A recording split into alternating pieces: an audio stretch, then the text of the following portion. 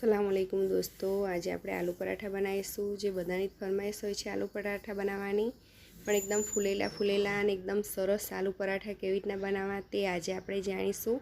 તો ચાલો આપણે એને બનાવવાનું સ્ટાર્ટ કરીએ। એકદમ સરસ ફૂલેલા અને એકદમ સરસ ટેસ્ટી આપણે આજે આલુ પરાઠા બનાવીશું। બનવા માટે મેં 250 ગ્રામ જેટલો મેદો લઈ લીધો છે, તે આપણે નાખી દઈશું। આપણે ઘઉંની મેદાન બંનેના લોટથી આપણે બનાવવાનું છે, એટલે 250 ગ્રામ જેટલો ઘઉંનો લોટ બી અંદર એડ કરી દઈશું। એની અંદર આપણે મીઠું નાખીશું। અડધી ચમચી મીઠું મેં એડ કરી દીધું છે અને તેલ નાખવાનું છે। આપણે 50 ગ્રામ જેટલું આપણે એની અંદર તેલ એડ કરી દઈશું અને સરસ રીતે એને મિક્સ કરી દેવાનું છે। આ રીતે સરસ રીતે એને મિક્સ કરી લેવાનું છે।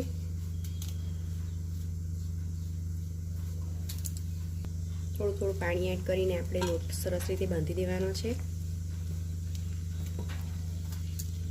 લોટ સરસ રીતે બંધાઈ ગયો છે, એની પર આપણે થોડું તેલ નાખી દેવાનું છે। તેલ નાખીને એને સરસ રીતે મિક્સ કરીને આપણે એને ઢાંકીને મૂકી દેવાનો છે, એટલે રિલેક્સ થઈ જાય લોટ।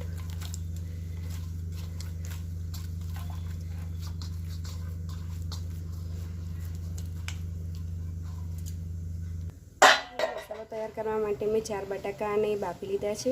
મીડિયમ સાઈઝના બટાકા લીધા છે। મિનિમમ 400 ગ્રામ જેટલું એનું વજન છે। એને આપણે મેશ કરી લઈશું આ રીતે।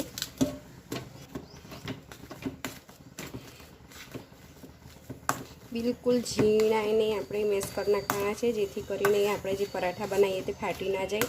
તમે જોઈ શકો છો કે મેં એકદમ ઝીણા કરી રહી છું એને। આ રીતે બિલકુલ ઝીણા કરી દેવાના છે।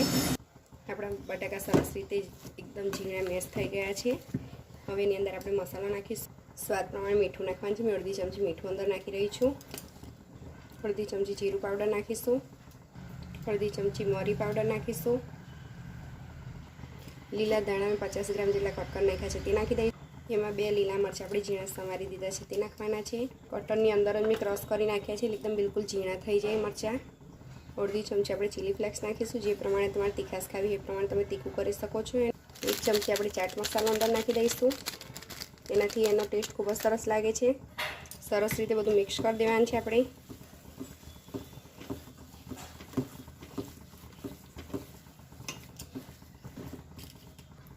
મેં હળદર નાખવાનું ભૂલી ગઈ હતી। અડધી ચમચી અંદર હળદર એડ કરી રહી છું, જેનાથી એનો કલર બી ખૂબ જ સરસ લાગશે અને ટેસ્ટ બી સરસ આવશે।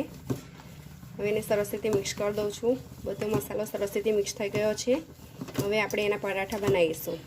લોટ સરસ રીતે આપણો પલળી ગયો છે, એને સરસ રીતે આપણે મસળી કાઢવાનો છે।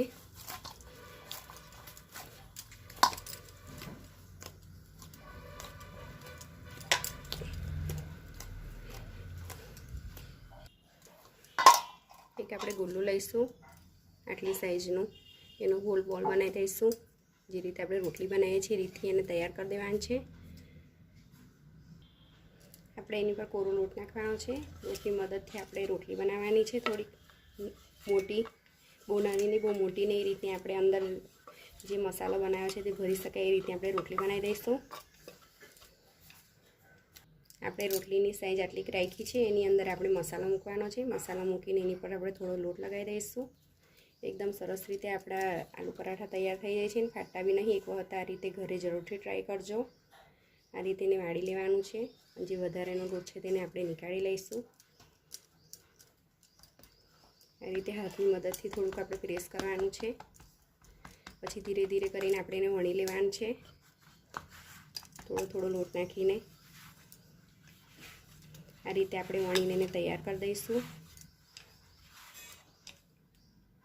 જોઈ શકો છો તમે કે સરસ રીતે આપણો પરાઠો તૈયાર થઈ ગયો છે। એને આપણે તળી લઈશું। હવે પરાઠો તળવા માટે મેં તવીને ગરમ કરી લીધી છે, એની પર આપણે તેલ લગાવી દઈશું। આ રીતે સરસ રીતે તેલથી એને કોટ કરી લેવાની છે તવીને।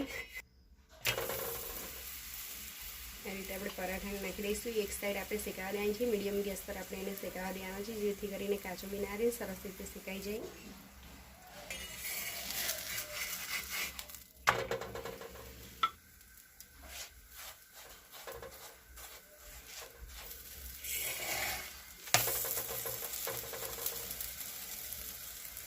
એકદમ સરસ રીતે આપણો પરાઠો તૈયાર થઈ ગયો છે। જોઈ શકો છો તમે કે એકદમ સરસ રીતે ફૂલી ગયો છે પરાઠો આપણો। આ રીતે જો ઘરે જરૂરી ટ્રાય કરજો, જેથી કરીને તમારા પરાઠા એકદમ ફૂલા અને એકદમ સરસ થશે। બાળકોને બી નાસ્તામાં ખૂબ જ પસંદ હોય છે. આ રીતે આપણે બધા પરાઠાને તૈયાર કરી દઈશું.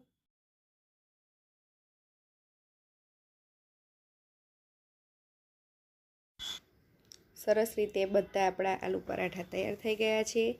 એક વખત ઘરે જરૂરથી ટ્રાય કરજો.